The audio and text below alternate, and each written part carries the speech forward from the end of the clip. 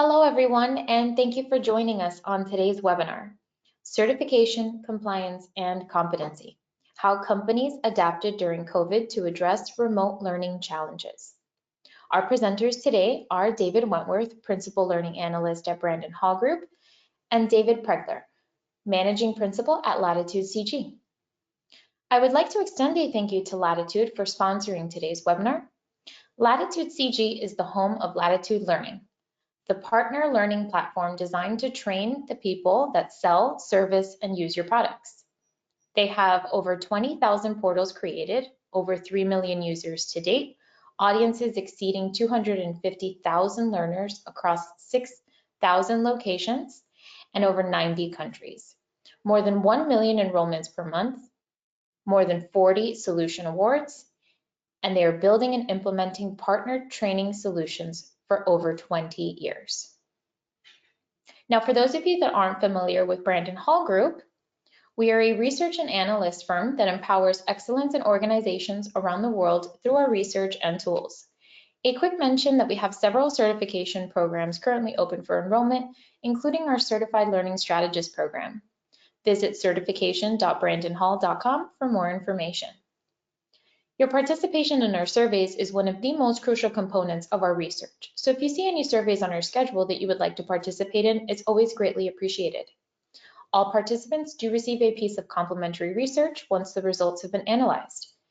And again, you can visit our main website, www.brandonhall.com, and click on Open Surveys for the latest list. And finally, a few logistics. This presentation is being recorded. The recording and the slides will be provided to everyone within 24 hours of the webinar in a follow-up email.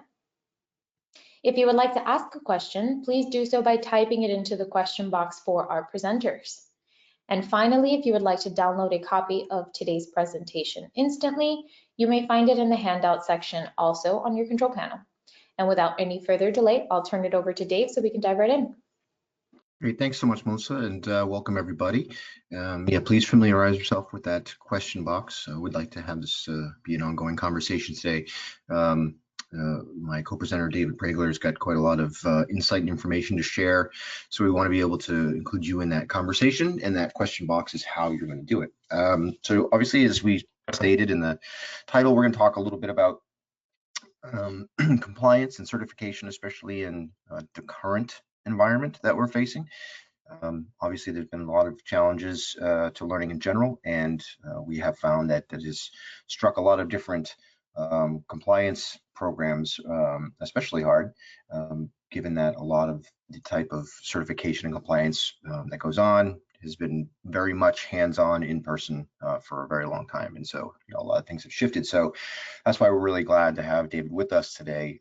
He's got a lot of insights that he's gathered throughout their networks, talking directly to these people and these organizations that have to do this kind of training, and some of the ways in which they've dealt with the challenges they're facing. So looking forward to a really good conversation today. And to get us started, I just wanted to sort of paint a picture around what we have been seeing within compliance as of late. We did run a compliance study here at Brandon Hall Group here a little earlier this year, so right in the midst of the pandemic environment, and try to get a sense of how compliance is changing, not just in the face of the pandemic, but overall, as we start to talk to companies more and more about making compliance training a bit more strategic. And I think this research ties in nicely with what David has found in his conversations, because a lot of the strategies and approaches that these companies that he's talking to have been taking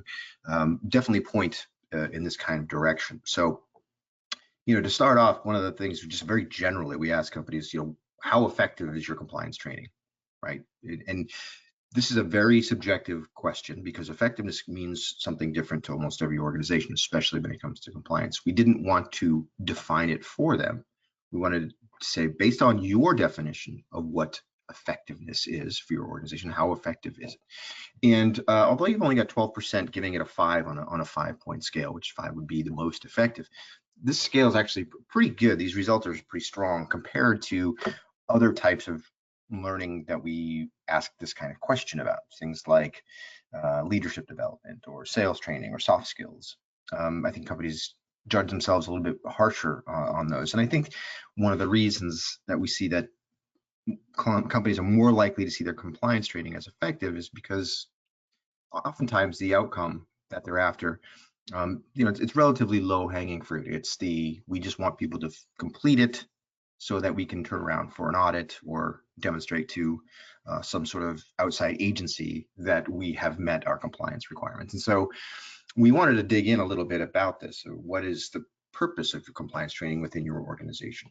And for 42% of companies, that is really it. We just need to meet these regulatory requirements that are in front of us. So we deliver this training to make sure that everything is above board. But then you start to see things are changing a bit. You've now got also 24% that say, yes, we want to meet regulatory requirements, but we're also looking to certify employees in certain areas, certain competencies, certain skills. That's become an extension of the sort of compliance arena for sure. And then we actually have more than a third of companies say, okay, we want to do those things. We want to meet regulatory requirements. We want to certify employees, but we're also interested in furthering the development of our talent. And this is a relatively new idea for a lot of organizations, the idea that the compliance training that we're delivering can serve to not just meet those requirements, but actually help grow and develop the employees themselves. And so, David, I'd ask you to jump in and say hi to folks today and say, when you talk to companies, especially in the arena in which you guys operate, do you hear this kind of shift, or do you still see very much staying with the regulatory requirements? No, hello everyone, and Dave, thank you for the introduction, the opportunity to speak today, and on behalf of Latitude, I think it's great to be able to give this information out to folks. To answer your question specifically, the audiences that we operate in, and we'll get into it in a few seconds of the slides, really have been doing compliance and certification training to drive their business forward. So in the networks we're working with, it is very important for these organizations to make sure their members, their partners, the people that are servicing the products they put out in the marketplace, like we said earlier, we support the organization that makes, sell, service, and use your products. The reality is that those organizations use training, use hands-on training, use compliance and certification to be able to make sure that their individuals are delivering the support they need to those organizations at the highest levels, and they measure it down at quality metrics and those kinds of things. It becomes very important for them to drive their organizations forward across the board. So I think in some cases they're even further along than what your surveys are capturing here. Yeah, and that's not too surprising to hear. And as we also saw in that same study, that nearly 3/4 of companies are actively working toward making their compliance efforts more strategic. So looking for more outcomes beyond checking that box and making sure that they're in compliance. So much to what you're seeing, organizations are trying to head in that direction. And there's obviously a lot of challenges around that, though. We know that for a lot of organizations, compliance is definitely one of those things that falls into the "this is the way we've always done it" category, and it's very often it's difficult to change. But we do see that companies are trying to change, but it's difficult because they don't have the time, and we know that that's an issue with almost anything that's out there. But it's not necessarily a priority in the business to do this. And then we also see that 37% say that they just don't have the right technology. Right, the technology they use for compliance training is maybe a bit outdated and very much only focused on delivering completions and traditional compliance training.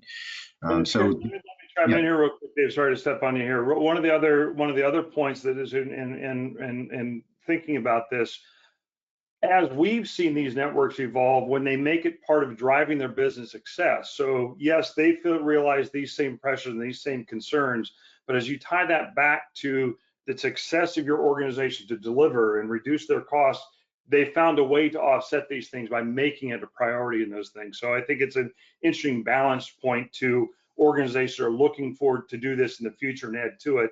Really making it part of what they're doing and making it part of their business drivers going forward will overcome some of these challenges. Yeah, and I was asking us what specific compliance is being covered. And we don't cover, we're not talking any specific compliance, like say an ADA or OSHA, although those are part of what we're talking about and part of a lot of what the organizations that David was speaking to.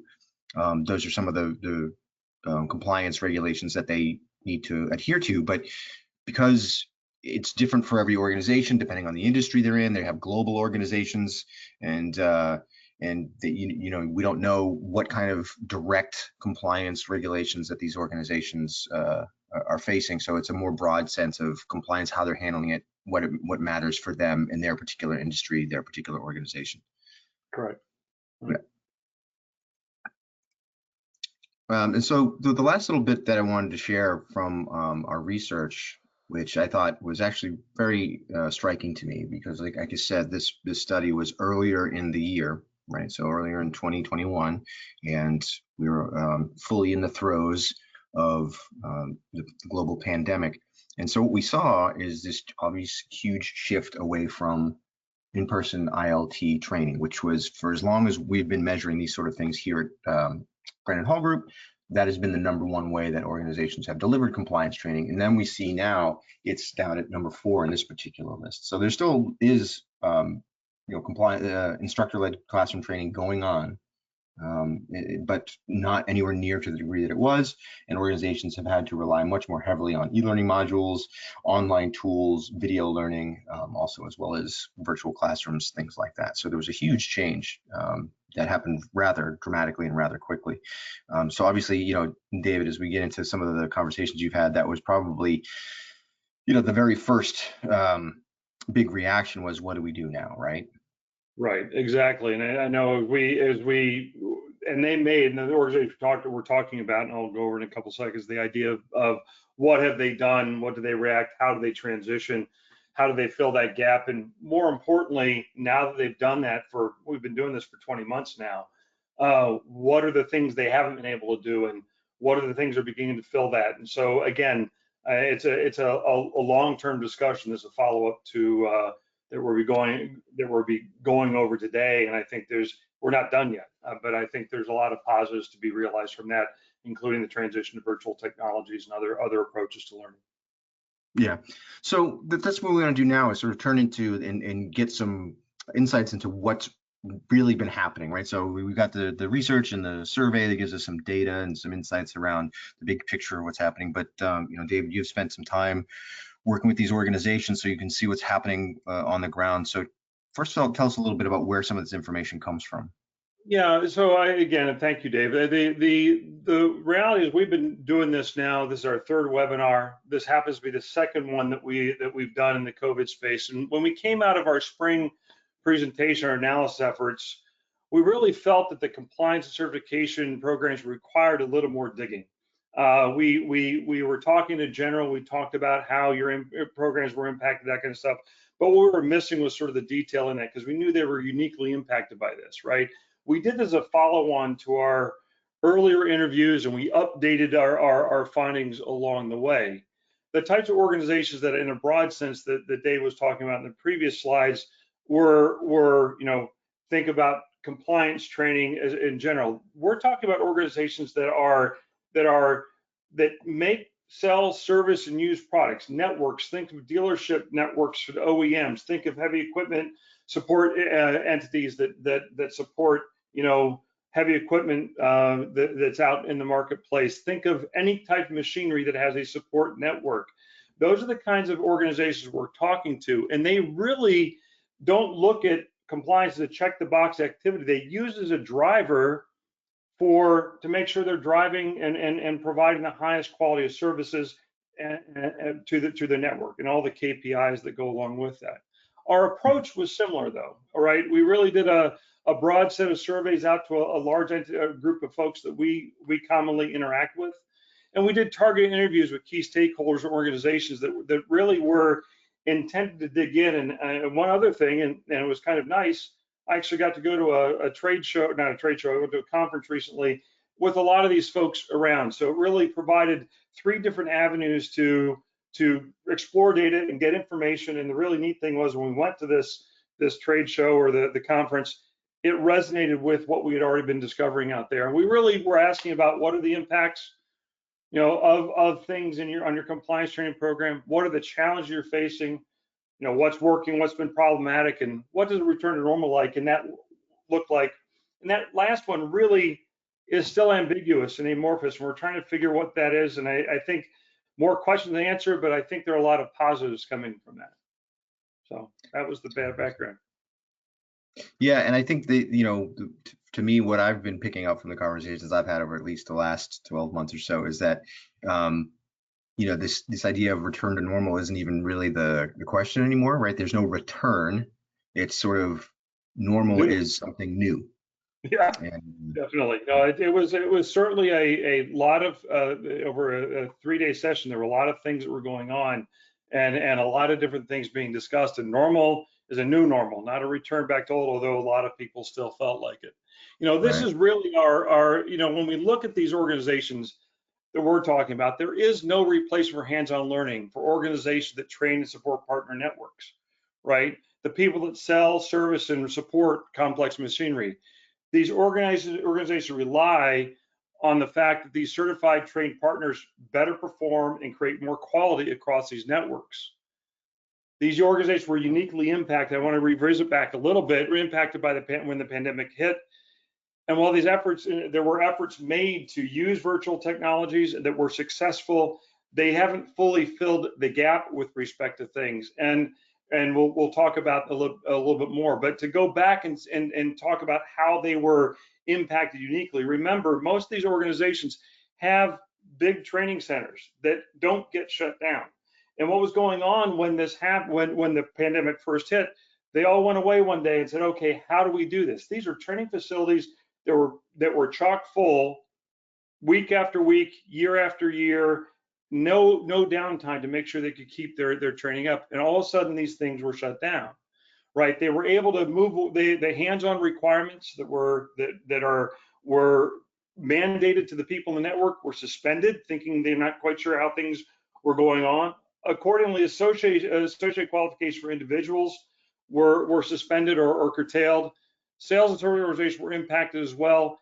And the transition of virtual happened, but the issue they were facing was it happened, but it didn't really fill the full need, right? It didn't fill everything. And when I say it happened, they were very quick to go out and, the day things shut down, they went in, these trainers went out, they pulled stuff off the shelf, they started using Zoom, they started using all this new technology and trying to find a way to deliver that, and a lot of which has made it back into and making the training experience better, but they still haven't quite overcome the need to get hands-on and do the things that go along with that.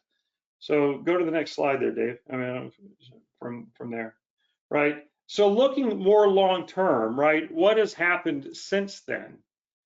As Dave said, the return to normal or the new normal has been slow. And a lot of organizations, I will be candid, we were speaking to, surprised me and said they didn't do anything initially. So they delayed their move, and then they started to move sort of in hopes that things would be reopened and ready to go, but they've reopened slowly.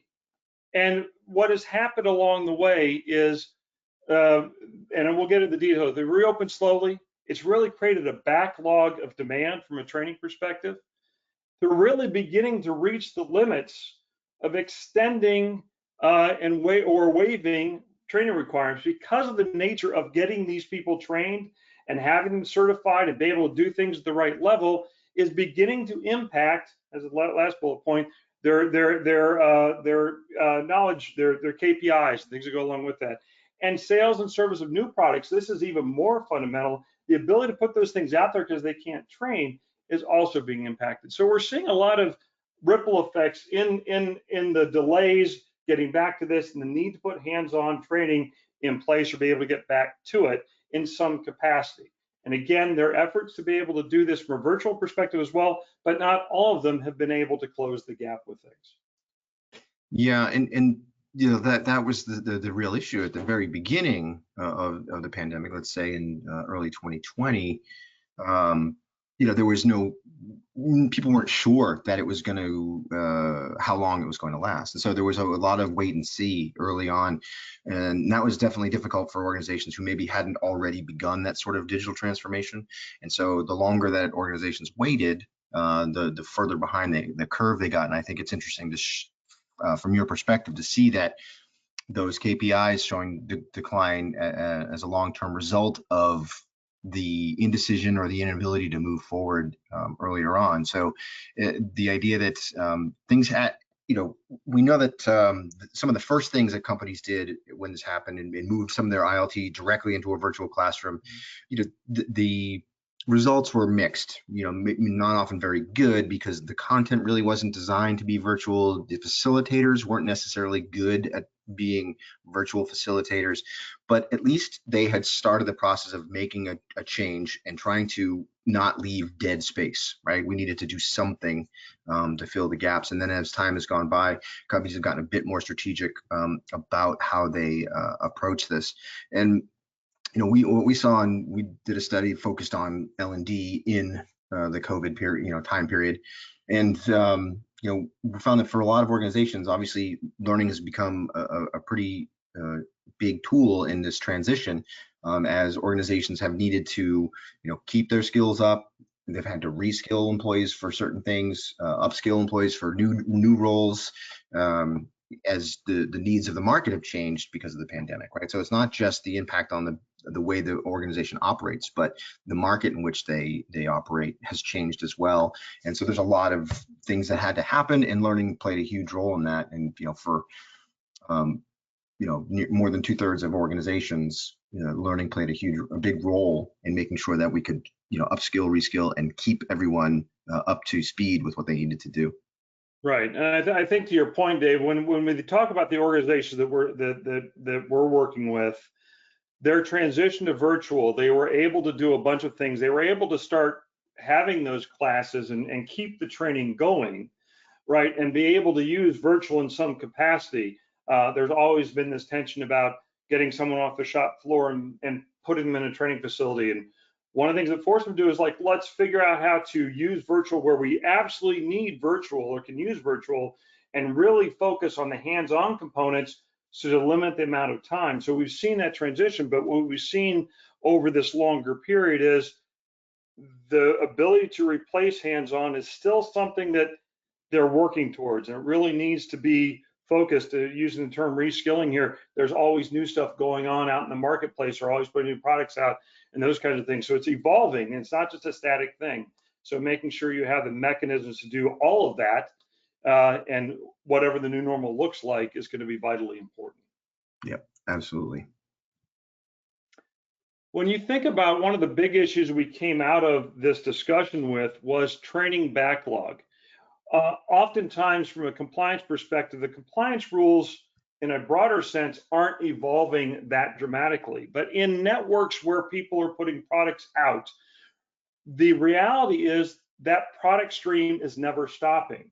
Technology changes, products change, new products evolve, new procedures evolve, all those things happen, and they are defined in a manner that which you require your members and your partner networks to stay current. The important thing there is you want to define these in a way that everyone is staying current on new things. The problem is, not only is that an ongoing activity, when you add COVID on top of it, the dilemma you face is that that you had a backlog of people trying to get trained because capacity wasn't there, and then you had new requirements being added to it, right? So this is a double impact on things. And as we've talked about a little bit, these training facilities have come back, but in a limited capacity.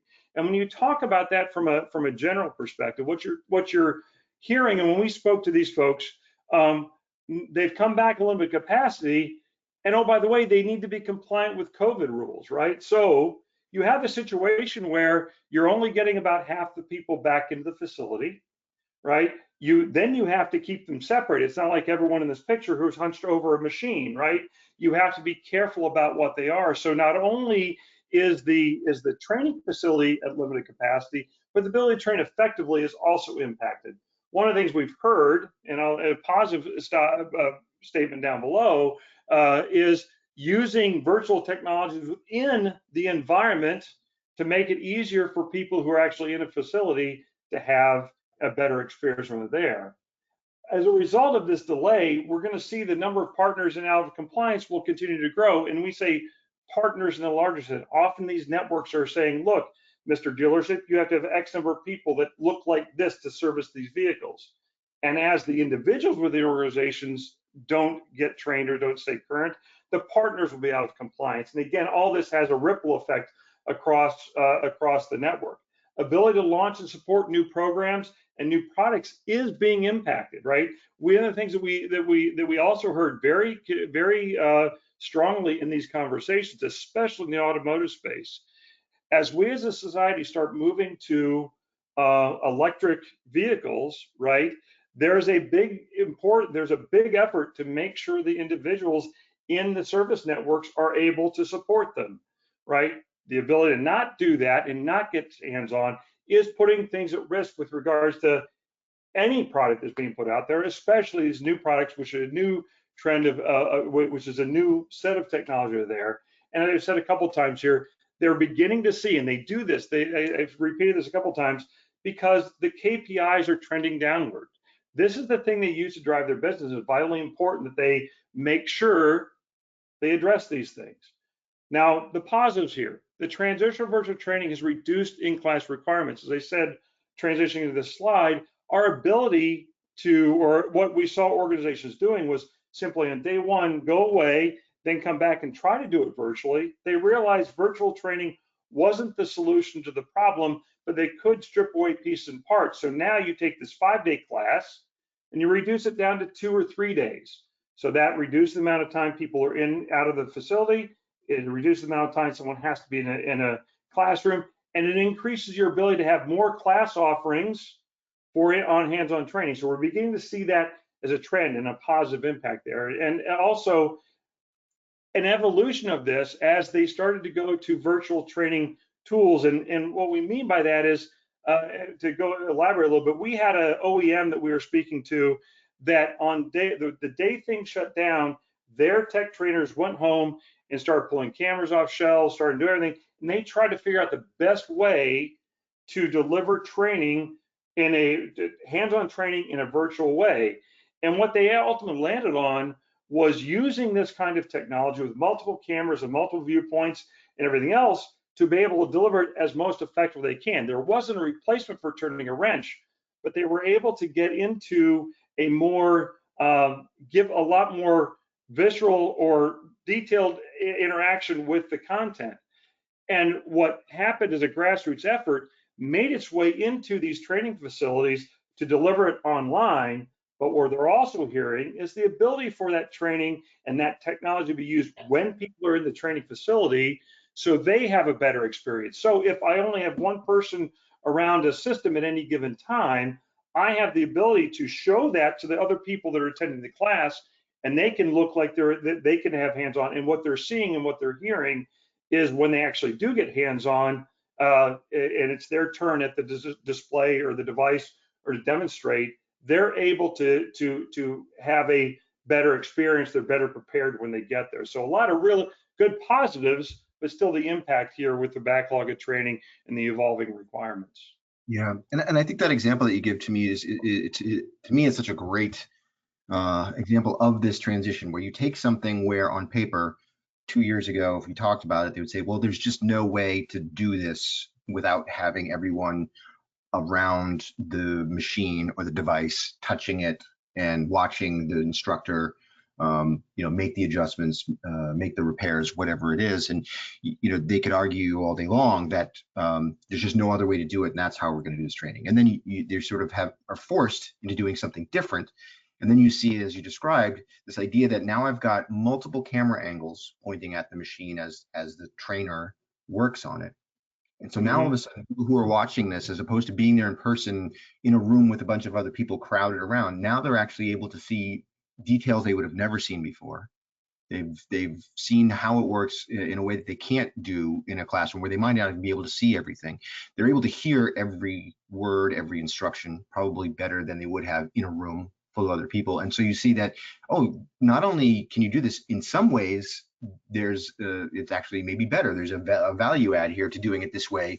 And then, as you said, in addition, it's repeatable, and you can, do a more of a one to many in that way. So I think that example is great, to show that this kind of training can be done in a virtual sense, and actually not just because you have to, right? It's actually a benefit to doing it this way.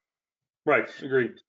Yeah, and then what the question came in, which I think maybe we can address now, because we're talking about some of this virtual, and I know we talk mostly in the sense of virtual being just that you're not in the room and you're watching it on a video. But Bill was asking about VR and AR. Did you see anything where any of the organizations you're talking to were trying to leverage any virtual reality or augmented reality or mixed reality solutions? We did, and I'll talk about a little more in an upcoming slide. But we have seen one of the other things we've seen since we first started the interviews to now is that those technologies are beginning to become more attainable. And it's funny because originally they were envisioned as tools for simply augmenting an experience for a tech working on a machine. Let me see this, and so I have a ready lexicon of knowledge to help me look at something and evaluate a situation. But what we heard, and I'll get into a little more detail in another slide, is using that not only as a tool for the individual when they're doing their work, but as a training mechanism for an instructor, as a validation mechanism for a student, and other things, at least conceptually, where people want to take these things. And the price points for this technology beginning to come down and become attainable in the grand scheme of this. So there's another, I think, a positive spin. What would have taken years to bring it down, I think demand is forcing it to come down. And we'll talk about that. We can talk about that more in a few slides. Okay, great. So, this is another thing that we found in the study, and I think it just kind of speaks a little bit to the training backlog if we think of it in a broader sense, even beyond, say, these sort of dealer networks that you work with, from an organizational standpoint as a whole. Part of that backlog is that learning has had to take on a lot of new roles in organizations during this time. We've found that the business has leaned on L&D pretty heavily to solve for a lot of other issues, just keeping people connected, making sure that everybody has, like the business understands that learning has the tools and the capability to deliver knowledge and information to a wide group of people. So they use them to help coach people through, get people through this transition to remote work, hybrid, what have you. And also, we've had to train a lot of the workforce to be able to work remotely in those situations where they can. And then that obviously becomes, taps into the available resources, which we know as a result of the pandemic were being squeezed because budgets were being squeezed. So the ability to focus on how do we address those training instances where we still need to have people in person, and we need to change some of those and come up with new ways to do that. That's even more difficult because you're already facing constrained budgets and resources, and being heavily relied on by the organization to help through this transition to remote work. We saw that, 80% of organizations say at least some degree learning has been leveraged in this transition to remote work. So, whatever budget, headspace capacity L&D has had to address all these issues that David's been finding in these conversations is that much more diminished. So it just really speaks to finding ways to do this that are efficient and allow you to sort of scale these solutions, as opposed to trying to find individual one-off solutions for every single issue that pops up.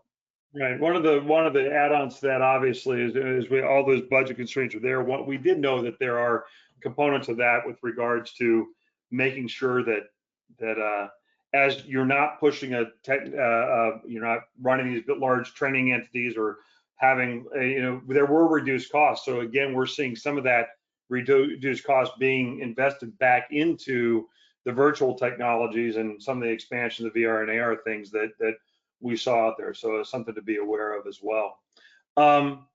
One of the things that we talk about quite a bit, or is talked about in these networks, is the verification of competency, right?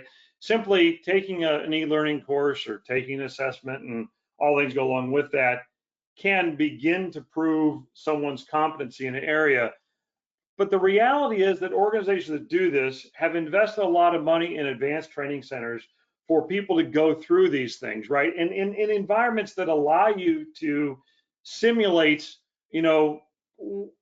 every possible permutation that someone could run into, so you can do those things. And what is lost in the virtual training space, meaning doing it all virtually, is a lot of the verification of competence, the ability to broadly exercise that knowledge, right? We talked to organizations, we've talked to several organizations, candidly, one in particular that has developed a facility that all their trainees go to, that has a room that represents all 30 plus machines they offer, and it's hooked up to a computer. And not only do you go through the training exercise, your then final test is put in this room, and you're asked to go through these simulations and resolve the issues. Unlike hey, we're doing this virtually, and how do I go through multiple simulations? You're in an environment where you're having to think dynamically. They're watching all these things going on, and they're able to look at it in a broad sense. So not only are you being trained on how to repair the machine, you're being evaluated, your competence is being verified based on your ability to apply that knowledge in a broad spectrum of ways. And what's happening is a lot of that, by not being able to do hands-on, this is where the gap is, right? We've transitioned to virtual for where the pieces we could, but it's that last piece. It's that, yeah, I know what I'm doing, and it's not something I'm just going through the steps. I'm actually doing all the things and thinking through the logic and looking and being given complex problems, and I can resolve them. And that's sort of where the missing part is in these types of organizations, and they're trying to bridge that now. And there are a couple of things that are happening on the positive side, but the impacts and concerns that are happening right now, students are not getting the full spectrum of training. And what we mean by that, just like I said, they're not getting this. They're not being observed, and they're not being tested on all the things that sort of round out their knowledge. The alternate means of verification are incomplete at this point. So if you're not going in and performing this in front of a master technician or a master trainer, right?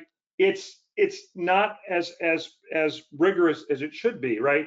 And the observation of ancillary skills, the things you do as you're performing that action, is limited as well. So it's funny, as you talk to a trainer who's used to doing hands-on training, he's not just looking, or she isn't just looking at someone's ability to turn a wrench and solve the problem and do this or do that.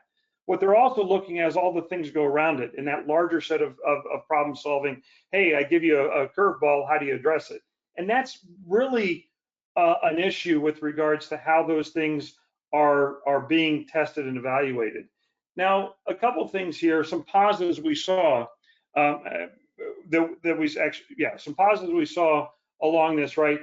Really using VR and AR technologies integrated with virtual meetings is beginning to be a bridge or an idea. When you think about it, typically we look at VR and AR as a way for a person to put these devices on and look at a device and say, okay, do this, or look up something as a reference point. And that is still a case of which they're utilizing it. But what you're seeing now is things like the Microsoft HoloLens integrated with Microsoft Teams is allowing organizations for a trainer to put these things on and actually walk through the experience in a virtual way, either with overlays or without, and integrated with Teams, so someone can directly see what's going on. Flip that the other way, right, in terms of having a student put them on, it then begins to provide a mechanism where someone, a master trainer, technician, or whomever, can look over a student's shoulder, and they can provide verification or evaluate someone's procedure and approach for repairing, doing a repair, performing a service. very interactive, and we think this is probably a really where places are where an area where of technology is going to expand. This integration of virtual with these meeting and virtual meeting environments, right? The other thing we're beginning to get, what we're hearing is sort of a more I would say interactive with the partners, because the partners, again, remember, I'm a dealership with an automotive network. I have mandates to put on me to make sure I have the right people trained. Well, if you want to get them trained, we have to make sure to partner with us to make sure you can do the validation. So giving the tools and procedures and approaches to be able to allow them to do some of the things they need to do to validate someone's competency. And really, one of the critical items here, and it's been a general statement, is LMS providers providing a service or providing a capability that allows that verification of competency or oversight for a student. So when you think about that, how does someone, hey, there a more simplified approach compared to the VRAR approach integrated with Teams is, we're hearing organizations say, look, student, record yourself doing a procedure, record yourself having an interaction on a sales pitch, record yourself doing something, then upload it, right? And then have a mentor look at it and validate it and say yay or nay and grade it. Right now, there are not a lot of systems that are supporting that. And so as a basic requirement, we think this is an area that needs to evolve as well from a capabilities perspective out there. And one more point before I get off this is, it used to be, especially in these networks, when you're turning an internal combustion engine or a diesel engine or whatever, the reality is that a lot of times you're not talking about life and death here. If you screw something up, that's not good. But as we've evolved into and seeing new technologies being released, specifically electric vehicles being released into the market and other things, that has some dire consequences. If your competency and your skills are not validated completely, you can cause some serious damage, not to the device, but to yourself. And so there are general concerns and themes that are out there. And I think there are a lot of good things happening.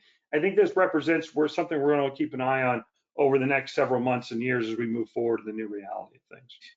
Yeah, and Bill, who had the original question about the VRAR, reiterates that low risk training for high risk situations, right? Especially for as well as diagnostics. And we've seen it in a lot of different examples where I know of an organization that's been shifting from in-person, full environment training to using virtual training for dangerous situations or environments. We've seen examples of a retail store does store robbery training using VR headsets with live action 360 video, and pretty compelling and effective training. So that's a big piece of that. And then just to your last point here, that supporting that requirement about being able to demonstrate your ability to execute on the skill. We have seen this grow as a requirement. A lot of more providers are doing a good job of providing the opportunity for someone, for like soft skills training, difficult conversations, sales pitches, what have you, where you can shoot yourself a video doing demonstrating the skill, and you can get either automated feedback from a system that has AI that knows what to look for, as well as coaching and mentoring feedback from the trainer when they get a chance to watch. And then those videos, and then when they're done well, they become best practices and resources for other learners. So there's definitely a lot of growth in that area for sure. Definitely. Nice. Yep. Just real quick, talked about companies wanting to make compliance more strategic. So the ways we do that, organizations say, well, we need to do a better job of improving the link between compliance training and actual business performance outcomes, right? Not just we need to do this so that we meet this requirement, but what does this mean for the business? How does this help the business be better? And I'll say that I think you can take almost any compliance training program that exists out there, any certification program that exists out there, and there is a compelling business need for that training. It isn't just about being in compliance or getting certification. There's something in there that helps the business. So making that more apparent, creating a stronger link to that for the learner is important. But then, all the different links as well to the performance of the actual business unit, the individual's performance at work, the personal and professional development of employees. So that's a lot of the things, just looking beyond that box that you're trying to check is what companies are trying to do to make compliance more strategic. Yeah. Agreed. No, my support of that one obviously is what we said earlier. I think making sure it's tied to those business outcomes is really critical for that to be successful, become part of your organization overall. Now, one of the other things that we saw, and it's an interesting, it probably happens a lot of different places, but in networks like this, one of the other things that happened is, or concerns we've seen, is gaming of the system. And what we mean by this is, look, partner networks rely on members to be trained, right? Not off the floor training. With COVID, putting downward pressure on things, the reality is that it becomes harder and harder. They need to do more and more with less and less and everything else. And there's always been this aspect of gaming the system. There's an internal debate in these kinds of networks. You can get into having a casual conversation with a group of folks that operate here. Some may say it's 20% gaming the system. Some may say it's 80. The reality is what they all agree on is that, when there isn't relief given from the parent organization, right, and there isn't training available, potentials for gaming the system, whether nefarious or otherwise, right, are going to happen. And it's just a concern out there. And as these pressures of COVID continue to grow, it's something that that people are talking about quite a bit. And what you're seeing about gaming the system, training being completed by other personnel, right? So, hey, Joe's good at this. Joe takes one class, and then Joe takes it for everyone on his team, so it gets done, right? You don't like to think that those things happen, but evidence would show that some of it is going on, right? The self-certification we talked about before isn't as rigorous, meaning your self-verification isn't as rigorous. So if we're doing that, if a partner says, I'm going to make sure my guys are trained and I get the rights to sign off that someone's verified, guess what? There's a high likelihood you may not be as rigorous about the evaluation as you might otherwise be. So there's concern that even if someone says they're verified and know what they're talking about, they might not. And there's some evidence to this as well. People showing up into training facilities that say they know how to use X and they don't know how to use X or do Y when they show up, right? Hey, how did you get here if you didn't either do the training or your manager didn't verify, your mentor didn't verify your skills, right? And what ultimately results is, or what they're concerned about is, members are providing service without requisite skills, right? A lot of times in these networks, we go get our car worked on, we want someone who's verified or competent and skilled to work on my vehicle. Well, guess what? Usually warranty payments and warranty payments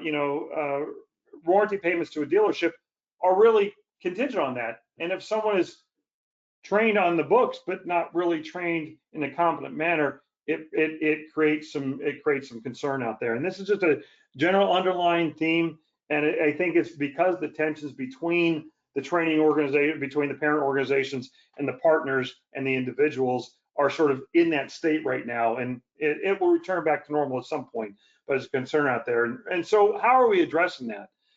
Obviously, moving to more robust interactive assessment services, meaning taking the standard assessment services, and there's been a lot of movement in new assessment engines out there that have a lot of capability, graphic and branching and other things that are a lot more interactive and a lot more do a lot more to evaluate someone's knowledge. Still not a proxy for hands-on, but at least it gets you a step further.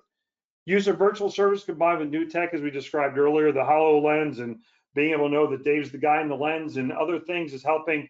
And a return to, and this was happening pre-COVID, but we're hearing it more, is using third-party testing services with ID verification. So if I show up, I can take it, right? And I know I know that the person taking the test is the one that's there. So again, these are some things we're hearing right now, more as a general concern that it's creeping up, but more so something also how do you, and trying to address it proactively, both through the evolution of technologies and approaches, because you need to cover both ends of the spectrum in these kinds of environments.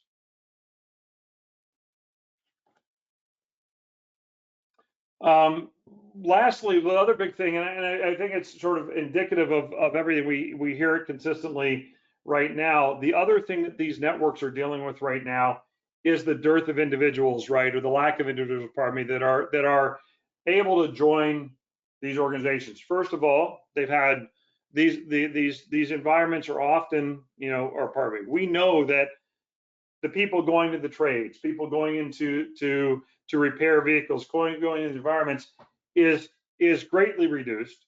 We have continue to have a problem with the majority of these organizations have very senior people in them, and so refilling those buckets and trying to get people in is difficult. It gets harder, has gotten harder through COVID, as we all know. We've all seen it out there. We can't go to a Starbucks and they're not open or whatever because they can't get people in. But in these cases, it gets harder and harder and harder. Well, what ends up happening here is it again begins to affect the bottom line. The standards for people coming in these networks has been lowered, as opposed to saying, look, I want you to have gone to a trade school or demonstrated this or that. They're saying, look, I'll take someone in who knows how to spell car, to probably be overly simplistic, right? Really, the need to training to establish a base level of competency is critical, but there are pressures to get them on the floor quickly, and the turnover rates remain high in these. And one very real example that was brought up while I was going through these conversations, there was a situation that a new tech, blue guy, was brought in.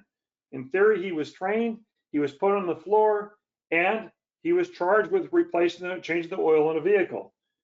Vehicle came in, they videoed the guy doing all the work, they did everything he was supposed to do, button the thing up, customer comes and gets it, drives off the lot, and a mile later, the car blows up, the engine fails. He did everything but put oil in the car.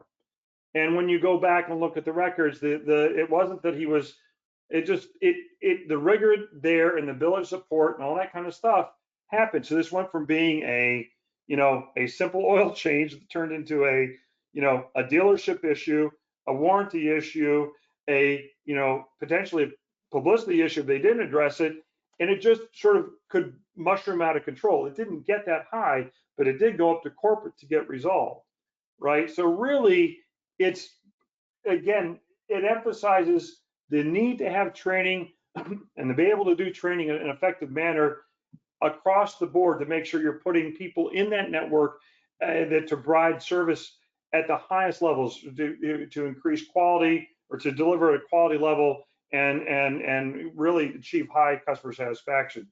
These networks are beginning to use training as a reach out to potential student populations to find the right people. So if you're willing to invest time in a bunch of courses, we think you'd be a good ad.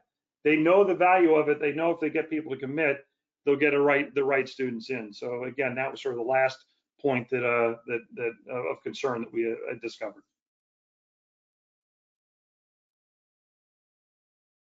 We're seeing that also from like a corporate learning perspective, that more and more organizations are using learning as a candidate qualification process, a branding exercise where we're able to reach out to folks before they actually step foot in the door and they're more in the candidate stage, but become more familiar with the organization, get to know how things work. They can take some training so that we know on day one that they feel as though they've already been part of the organization. They know some of the things that they need to know to get moving. And so definitely see a lot of that where organizations are moving learning up the employee life cycle in an effort to make sure that they are getting the right people. And like you said, you offer this training and you see someone who takes the initiative to take it, then that sort of self-identifies that person as a higher quality candidate for your organization for sure. Yeah, exactly. So good. So real quick, the takeaways we have, obviously, their hands-on skill-based trainings have been severely impacted by this. I think there's really an effort to move down the path, and I think the emergence of virtual tools, VR, AR tools, and other approaches are beginning to fill that gap, but it hasn't been filled yet, right? The transition to virtual training has reduced in-class requirements, which is alleviating some of those pressures and allowing more occurrences of the hands-on requirements. The virtual technology integrated with in-class experience for the in-class experience has really improved what people are experiencing and really encouraged people to look at that as a way to improve their training centers overall.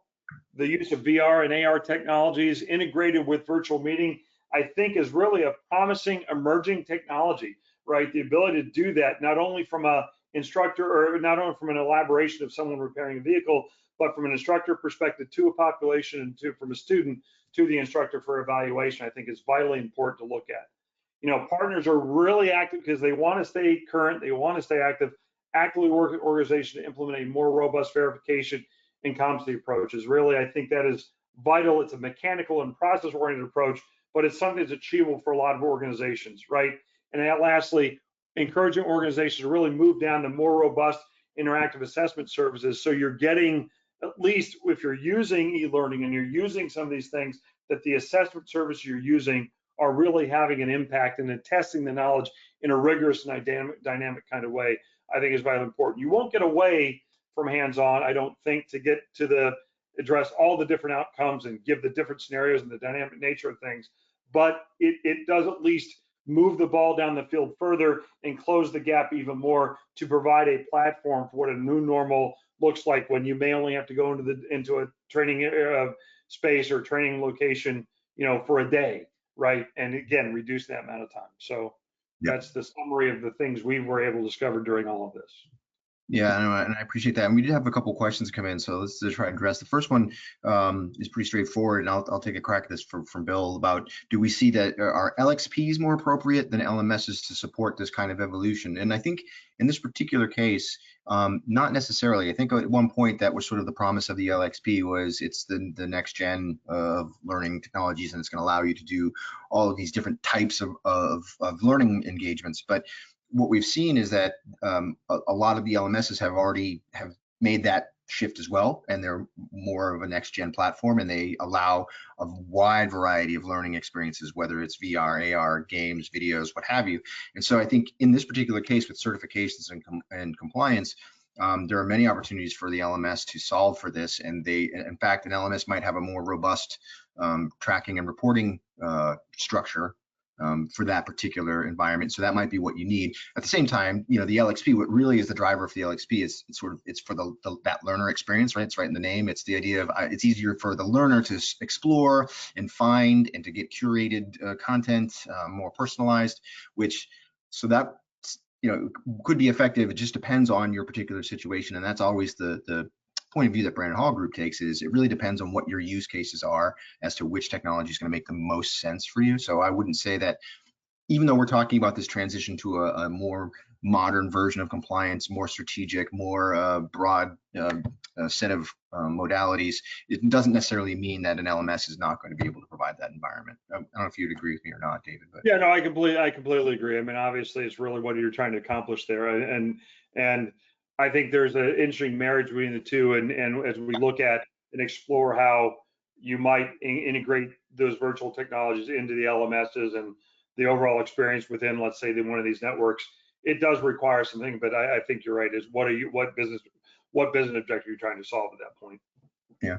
So here's something interesting, and I think you'll have a unique perspective given the networks that you work with. But the question is, are we finding that training and reskilling is specifically the domain of the training function, or are we seeing a transition where L&D is becoming a facilitator and letting the business perform its own training with guidance? And for me, working with a lot of corporate internal learning functions, I don't see a lot of that. Learning works very hard to own the growth and development of the workforce, and is very, very happy to have the business be a partner in that and help determine KPIs, help determine what needs to be done, what the programs are for, but not necessarily to let the business do its own training. But I'd be curious to know, David, if that's different in these kinds of networks.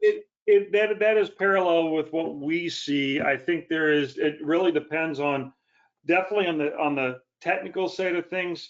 Training is king. The technical training groups own all of that. They are the knowledge base, and they don't relinquish control of that to anyone, anywhere, anyhow. On the business side, the familiarity with new product information and training soft skills and approaches to things, they begin to relinquish some control in that. But at the end of the day, they're setting standards and expectations and feeding those things in. So they're still controlling it overall, but maybe that content and maybe the delivery of it is being done by an outside, a business entity within the structure. Again, that's sort of what we see in those networks that we deal with. Yeah, and as Bill, that was Bill's question, and he follows it up with saying in his opinion that L&D needs to learn to speak business language and understand business strategy, and that's 100% true. And that's what takes L&D from being order takers to business partners, right? It's that ability to sit and have that conversation of what is it that you need in order to be successful? What do people need to do better, faster, stronger, different in order to be successful? And now let's talk about how we get them there. And so it's not only does learning need to speak the language of the business, but the business needs to recognize learning as their strategic partner in getting these things done. So it's all that's. No, sorry. I know we're out of time here, short on time here. Same response. What we've seen, the organization we deal with, again, what is the value of training, driving the needle or moving the needle in their organization is vitally important. And not only is it being done from a technical perspective, it's being done across all the disciplines in the network, right? We often go back to the technicians in the network, but the reality is that network consists of people that aren't technicians at all. That is, and it varies. It's people selling products, supporting products, taking orders for products, taking payments for products, managing all this stuff going on. And it's not done in isolation about, are we getting good quality metrics on the technology? The ones who are doing this well are saying, this is a holistic view of a partner network. Who's better at this? How are we training them is vitally important, and we got to do it in a consistent manner. So they're not order takers. L&D isn't order takers. They're saying, look, I need this kind of stuff. I can tell you how it's effective. You got to give me the content, and we have to work together to deliver all this stuff. And oh, by the way, the entire organization is the organizations who are doing this in a holistic manner are measuring across the entire landscape about success. The metrics they use isn't just the number of units they sold and customer satisfaction. It's other things. It's bubbled up into the scorecards and other things that are driving those networks. So it's vitally important to make it native and ingrained into what you're doing if you're going to go down this path and make it part of how you drive your organization forward. Yeah, 100%, absolutely. And you are correct. We have come up over the hour mark, so I really appreciate everyone for joining us today. And of course, David, thank you so much for bringing all these findings and insights from the field. We really appreciate that, and thanks to Latitude for providing the hour and your time, David. Thank you as well, David. Appreciate it. Look forward to doing it again. All right, thanks everyone.